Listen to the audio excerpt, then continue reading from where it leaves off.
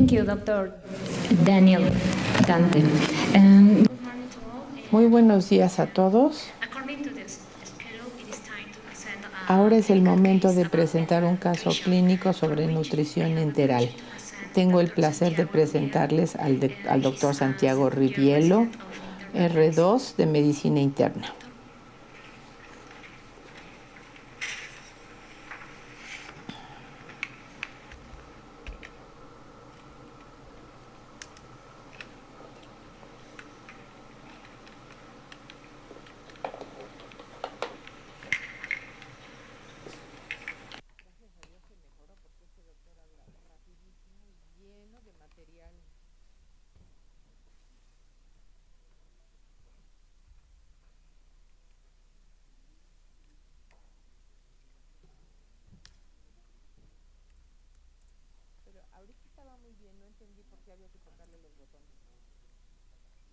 Jorge, pero estaba bien, no entendí para qué tocarle los bonos. Bueno, sí, está bien. Está bien.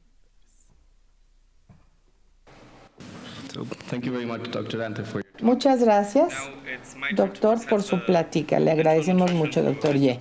Hablaremos de nutrición enteral a través de una fistuloclisis. Será una discusión del caso y le vamos a pedir al doctor Dante que participe. Hombre de 23 años, nacido y que vive en México, con un hermano de 26 que murió por lesiones de arma de fuego, un hermano de 24 años y una hermana de 27 años sanos, nada relevante en cuanto a su historia médica.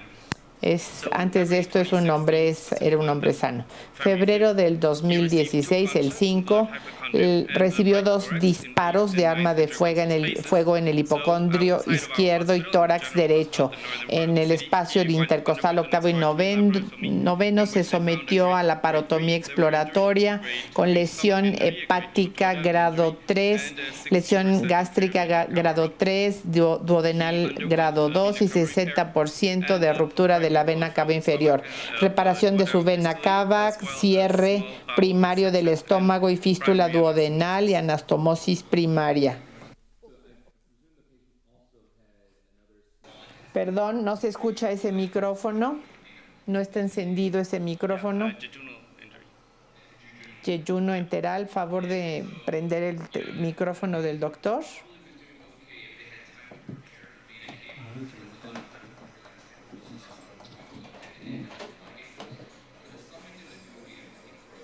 Disculpen, se oye en la sala, pero no se escucha en la cabina.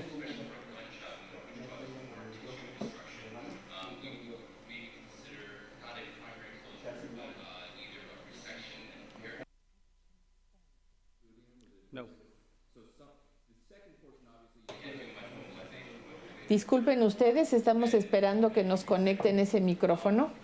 ¿Qué se supone que debe de ver? He doesn't know.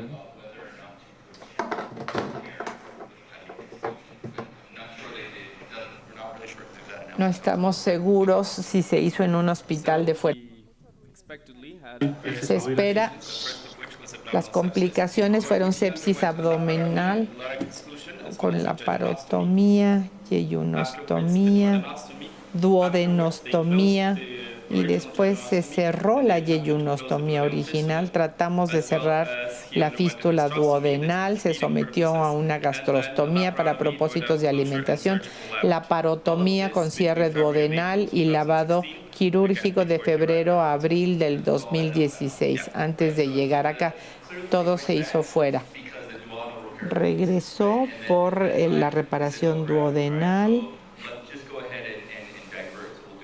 Vamos a verlo de cerca. Supongo que le hicieron una gastroyeyunostomía, alguna manera de vaciar el estómago. Hay que cerrar el píloro, no hay manera de vaciar el estómago. Una gastroyeyunostomía. El propósito de la yeyunostomía es acceso enteral para alimentación por debajo de la fístula. Y la duodenostomía, hay una escuela muy antigua manera tradicional y convencional de manejarla para llevarla como una ostomía a la superficie, para que no nos preocupe la fuga anastomótica, pero hay que preocuparse de problemas de líquidos y electrolitos. No estoy seguro por qué cerraron la yeyunostomía. ¿Había una fuga o un mal funcionamiento? Si se intenta un cierre en un entorno de sepsis y de inflamación, se puede fallar. La gastrostomía fue para alimentar. Sí, lo tenemos, que venía así del otro hospital, no se hizo aquí. Es que no estoy seguro de la lógica para alimentar por arriba, particularmente con gastroyeyunostomía se pasa un tubo nasal para alimentar y a corto plazo se puede alimentar así. Siempre nos preocupa al hacer nuevos orificios en un paciente, en el intestino de un paciente ya estresado de por sí y enfermo, hay potencial de fuga. No estoy no estoy seguro, pero no sé si hubiera hecho esto con la gastrostomía. Debido a tantas complicaciones, se le envió a otro hospital donde le hicieron un procedimiento endoscópico. La sutura pilórica seguía en su sitio, hubo que quitarla y entonces ya nos lo enviaron a nosotros. Llegó a nuestra institución. Su altura era 1,73, su peso 44, índice de masa corporal 14.7 kilogramos por metro cuadrado, severamente desnutrido, de 5 puntos, de acuerdo a la NRS 2002. ¿Eso quién lo determinó? ¿Los dietólogos? Es una herramienta de tamizaje para pacientes admitidos, pero no en la UCI, para la identificación. O sea que sí, ese paciente está en riesgo por los 44 kilogramos y el IMC de 14.7. El diagnóstico: embolia pulmonar, lóbulo superior izquierdo, candidemia, retinitis por cándida, neumonía por Klebsiella, peritonitis terciaria. Ahí pueden ver la neumonía detectada en la tomografía de la embolia pulmonar, y en la tomografía abdominal se aprecia la fístula con fuga de contraste hasta la fístula y a una ostomía de regreso, que fue cuando regresó al hospital. Y también se ve que el contraste llega al píloro y la mitad del duodeno. Ahí se ve.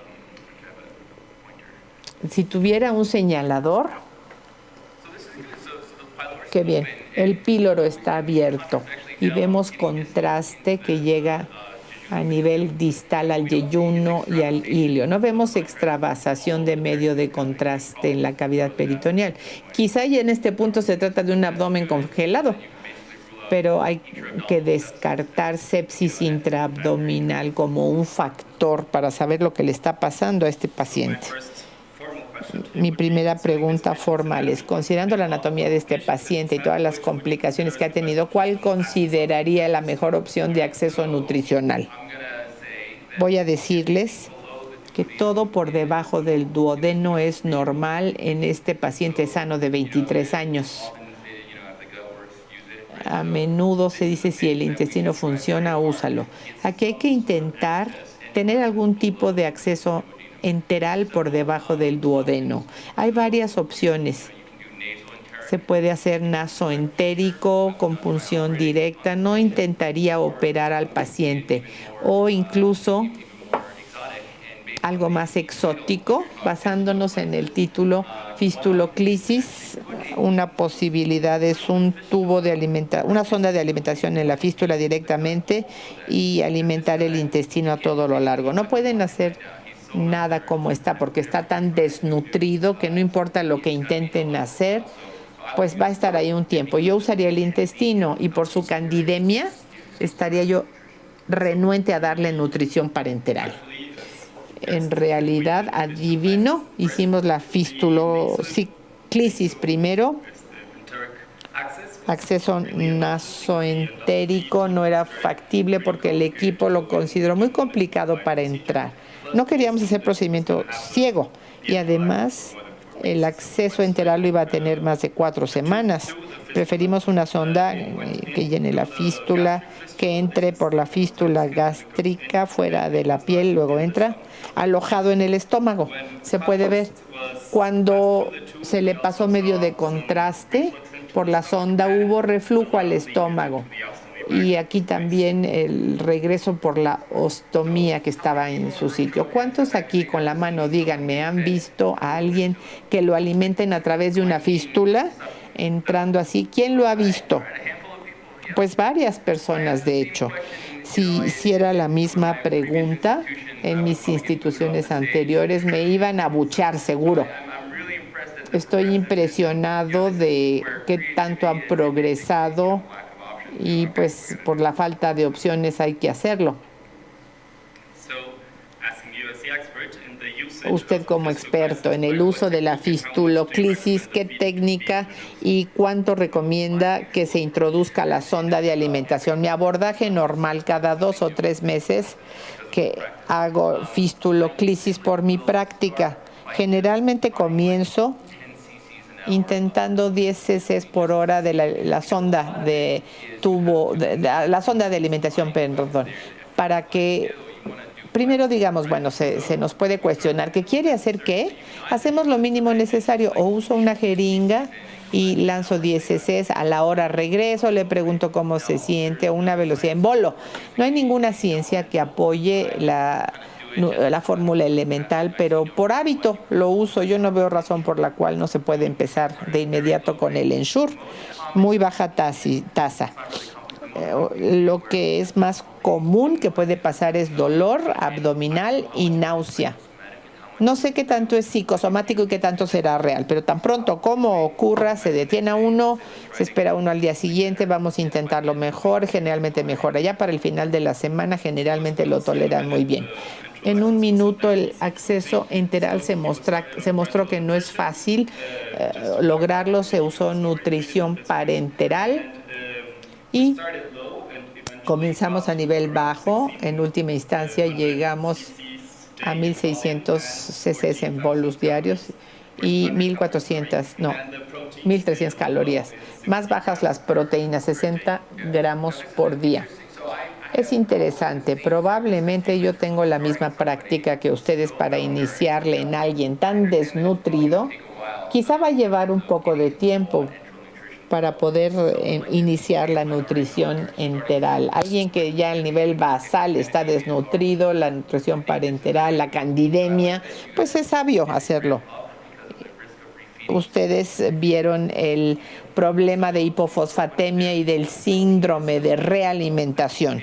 Entonces, este paciente que está tan caquéctico y sarcopénico, quizá pesa 44 kilogramos, hubiera iniciado 1.5 kilogramos hasta 2 quizá o 2.2, entendiendo que el único micronutrimento para la realimentación es dextrosa, la proteína y los lípidos.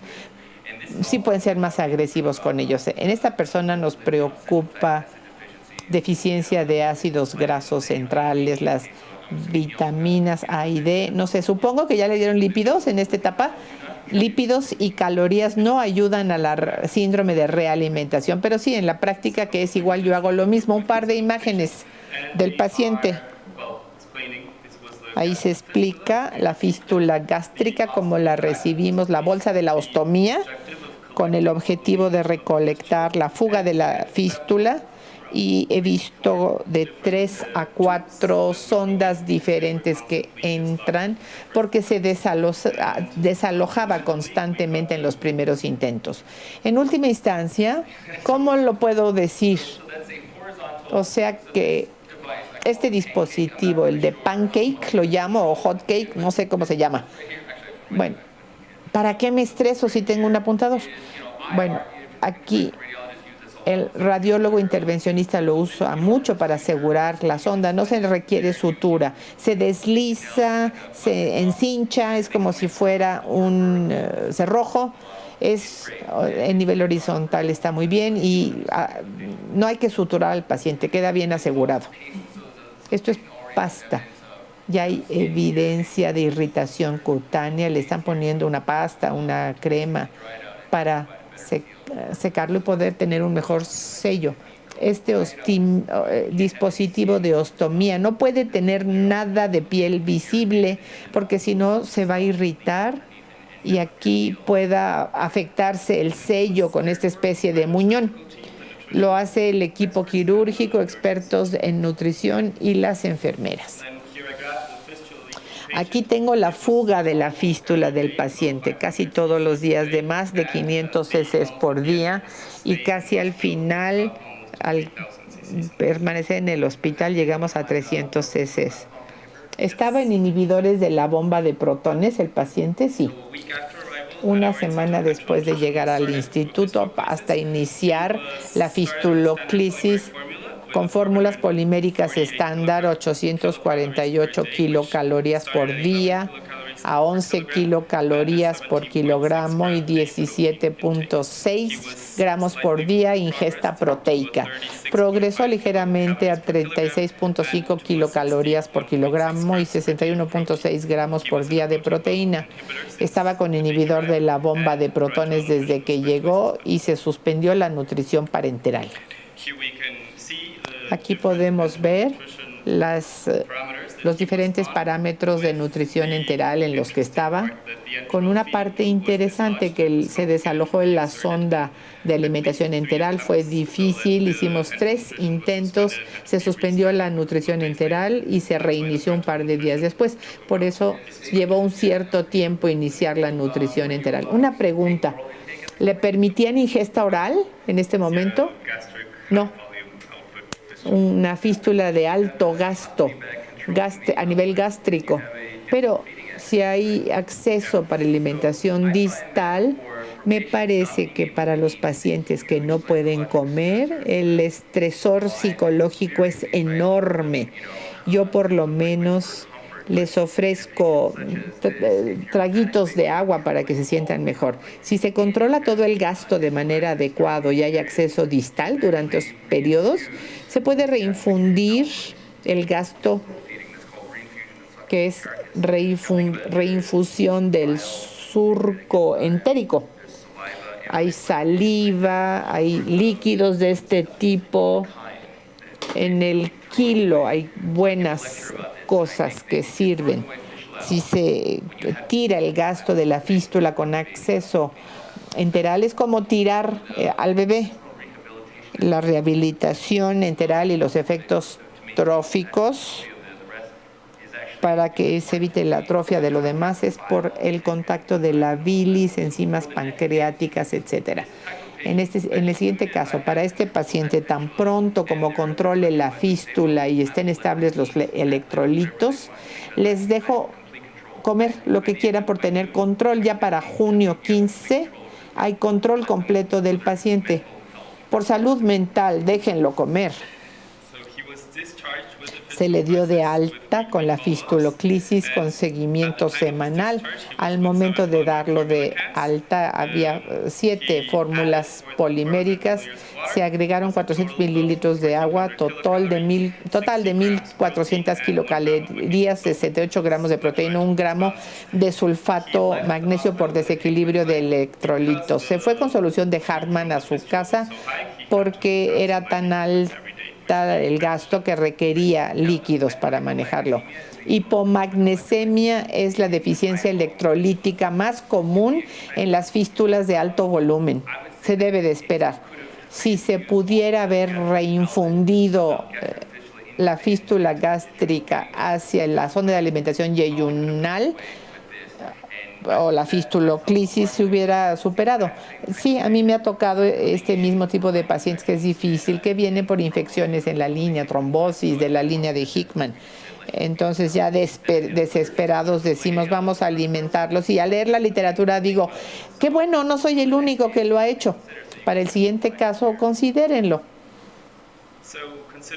Considerando el caso de este paciente y las complicaciones que ha tenido ya con acceso para nutrición enteral, ¿cuánto tiempo esperaría y cuáles serían las opciones quirúrgicas posibles para reconectar el cierre de la fístula. Idealmente hasta que recupere su peso corporal normal y su estatus funcional antes de que le dispararan. Para mí es un marcador mejor de la nutrición enteral, o sea, la deuda enteral se supera, es mejor que ningún otro marcador. Yo le digo, venga a verme cada mes, cuando ya pueda subir escaleras, hacer todo lo que hacía antes de que tuviera este problema, entonces sí lo podríamos volver a llevar a la cirugía. Parte del seguimiento lo vimos 2 veces en la sala de urgencias por complicaciones. La primera vez que regresó fue por un incremento en la fuga de la fístula al llegar. Hicimos medio de contraste hacia el intestino, pero muy importante al esófago. Por el reflujo y la disfunción, la fuga, la fistuloclisis se quitó, se reinsertó un par de días después. Y como el paciente tenía diarrea, diagnosticamos infección por Clostridium difficile y se trató con vancomicina intravenosa.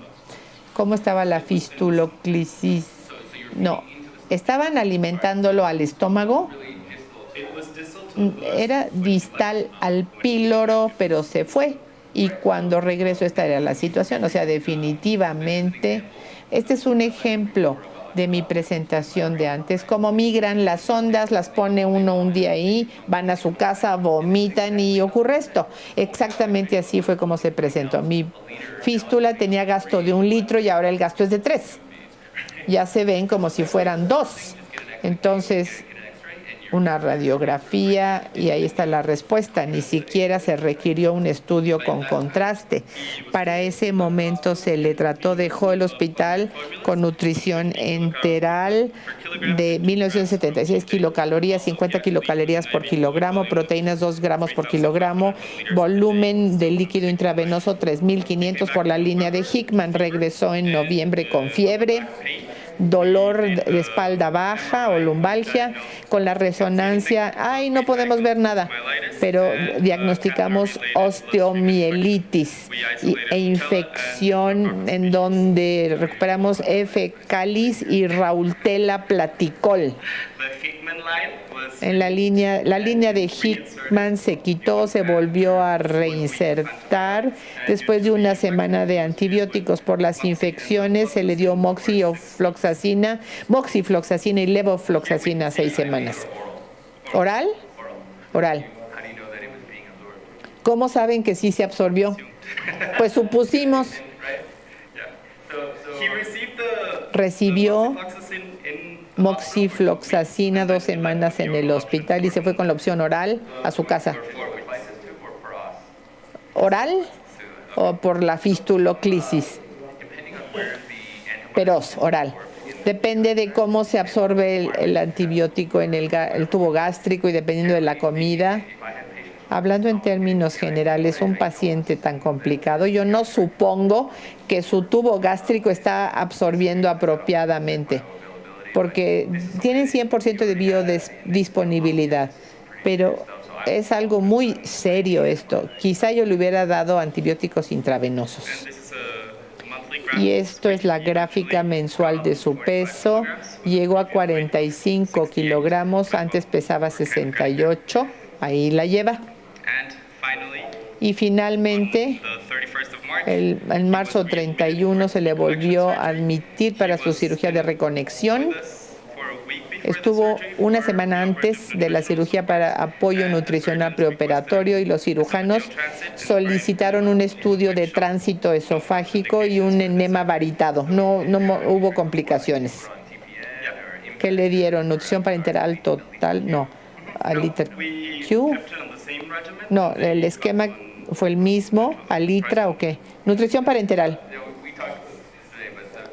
Pero el propósito del enema varitado, no sé por qué en alguien de 23 años. ¿Qué tenía? ¿Tenía evacuaciones?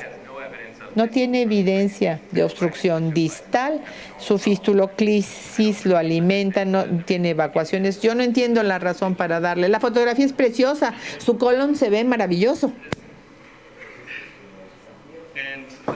Y La cirugía exitosa fue una laparotomía con duodenostomía y con desmantelamiento, una gastroyeyuno, anastomosis de Roux y la nutrición parenteral durante una semana. ¿Entendieron todos ahora la anatomía? Esta duodenostomía era como un estoma. Básicamente se le bajó, se sobresuturó. Y luego, para esto es interesante las razones por las que hacemos una Y de Roux contra un Billroth estándar es por el reflujo biliar que nos preocupa. Hay mucho problema fisiológico. Es básicamente un paciente bariátrico. Se le hizo un bypass en el duodeno. Hay algunos minerales y vitaminas que solo se absorben en el duodeno, cobre, hierro. Esas son las consecuencias a largo plazo y vitamina D en pacientes bariátricos. Muchos tienen alto porcentaje de vitamina D. Se trata de algo muy seguro, pero que tiene consecuencias con áreas extra. Ya tenemos una anastomosis yeyuno y también una capa más de complejidad que puede ocasionar fugas en el paciente. En general, para cirujanos electivos hacen operaciones maravillosas, preciosas, pero cuando uno está en trauma, en urgencias, pues a veces falla al número mínimo de anastomosis y lo más sencilla. Si todo sale mal, pues bueno, todo estará bien. Último seguimiento nutricional, se encontró que tenía anemia hipocrómica anémica, 12.8 gramos por decilitro. Se le envió a la consulta hematológica en donde le recetaron 500 miligramos de hierro, sucrosa de hierro, y estuvo asistiendo varias consultas a hematología. Y lo vieron por última vez en febrero, la clínica nutricional en febrero y en abril con el hematólogo. ¡Qué gran caso este! Lo presentaron a un paciente muy desafiante, es lo que normalmente no se ve. Así es que yo creo que, excepto por cuestiones pequeñas, todo lo que hicieron ustedes fue excelente. Muchas gracias, doctor.